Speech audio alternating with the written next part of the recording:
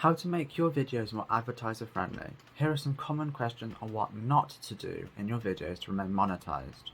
So YouTube has advertiser friendly guidelines and offers advice to creators to help ensure a safe platform for everyone. Over the past year, these guidelines have expanded quite a lot and can be difficult to digest, and here's a brief summary of the most confusing parts. First is dangerous content. This doesn't mean anything that could be dangerous. For example, welding tutorials can be dangerous, but serve an educational purpose.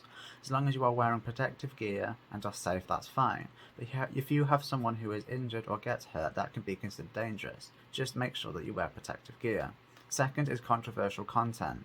This is topics that could be potentially unsettling for others. This is often human tragedy or big debates. Most content around anything controversial content will not be monetized, but the one loophole is that content that is against dangerous acts might be considered monetizable. Third, this is last because it's the most obvious, anything showing illegal activity. The one thing that isn't obvious is firearms. Anything to do with selling, abuse, or misuse of any kind of firearm is not monetizable. You may be able to get around this if your firearm is not actually being fired in any way. But I hope this has been helpful, and I will speak to you soon. If you have any questions, let me know.